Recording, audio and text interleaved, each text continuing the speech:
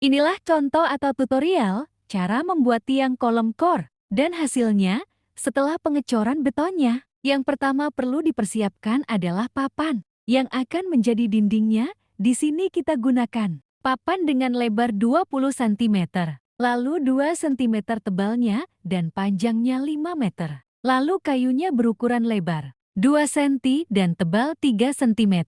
Jadi untuk meluruskan papan, maka bisa gunakan pedoman benang tukang yang diberi tanda garis pensil. Kemudian papan bisa langsung diketam. Mengikuti lurusnya tanda garis pensil tadi, sampai benar-benar lurus, agar menghasilkan pertemuan cetakan pada setiap sisi, papan menjadi presisi. Jadi untuk semua papan yang akan digunakan adalah 6 keping dengan ukuran kolom lebar 20 dikali 30 cm, dan usahakan semua sisi papan harus diketam rata ya. Lanjut pada proses pemotongan kayu. 1x2 yang akan menjadi setang atau penggapit antara papan ke papan. Nah, perlu diperhatikan pada pemilihan jenis kayu. Dan papan harus pilihan yang akan menjadi mal tiang ini. Kemudian satukan kedua papan yang akan diukur. Dibagi dan diratakan dari ujung ke bagian. Ujung harus sama lebar dan panjangnya, yang akan menjadi tempat pasangan kayu setang pengapit. Maka kayu pengapit hanya tinggal mengikuti pedoman garis ini. Lalu letakkan kayu pengapit pada posisi di bawah kedua papan. Maka cara memakunya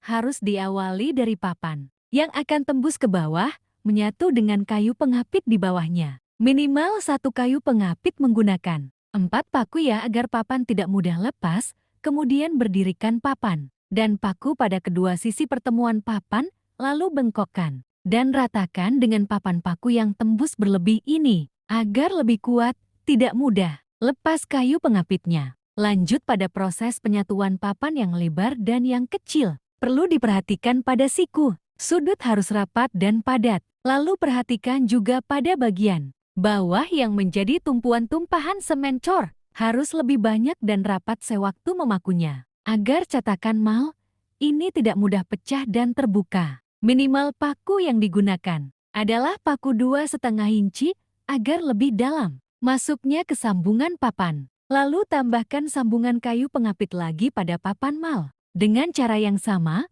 dengan menggunakan benang yang menjadi pedoman lurusnya kayu pengapit cetakan mal ini. Nah, kalau untuk kayu pengapit yang akan menjadi penutup atau pengikat mal ini, harus bertemu dengan kayu pengapit yang untuk menggapit papan yang didobel. Begitu juga dengan papan penutup keempat sisi papan. Kalau untuk memasangkan mal ini di lapangan kerja, cukup 3 sisi papan saja yang disambungkan karena satu sisi papannya berfungsi untuk menjadi lubang masuknya besi tiang bangunan gedung berlantai 2. Nah, kalau sudah jadi begini, maka cetakan langsung kita bawa ke lapangan kerja. Setelah besi tiang ini selesai disambungkan, langsung saja kita berdirikan cetakan ini yang dimasukkan ke dalam besi tiang seperti ini. Tetapi harus hati-hati karena sangat berat. Butuh 2-3 orang untuk menegakkan dan menggesernya. Kemudian penutup tiang ditegakkan dan membungkus besi tiang. Lalu berilah gapit pada bagian bawah. Cetakan mal dengan menggunakan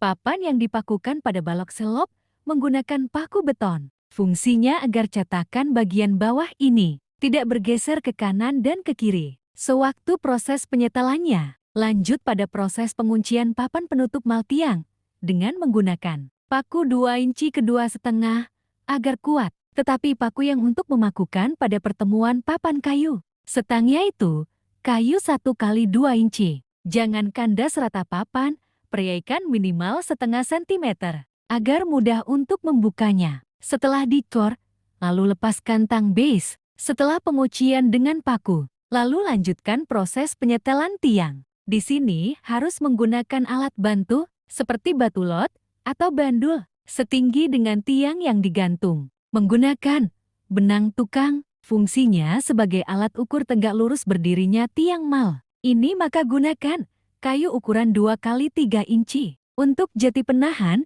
sekaligus sebagai pengunci tiang bagian atas. Setelah disetel, jangan sampai menggunakan kayu yang lebih kecil dari ukuran 2x3 inci ini. Karena akan menyebabkan mal ini bergerak dan goyang. Setiap sisi antara setelan tarikan ke kanan. dan tarikan ke samping menggunakan masing-masing 2 batang kayu penguncinya. Ukurlah dari papan bagian atas ke benang. Jaraknya harus sama dengan bagian bawah ujungnya. Batu lat atau bandul, lalu masuk pada proses pengisian mal. Cetakan ini menggunakan material cor dengan perbandingan semen 1 ember, pasir 2 ember, kerikil 3 ember, dan air secukupnya. Nah, coba perhatikan hasil dari proses pengecoran tiang ini. Pada saat membuka papan malnya, teramat mudah dilepas. Tetapi memang berat karena cetakan mal ini teramat besar. Lalu bisa kita lihat pada setiap siku atau sudutnya, lurus dan presisi. Dan berilah waktu minimal 20 jam untuk membukanya, agar semen kuat dan tidak mudah pecah dan rusak sewaktu membukanya.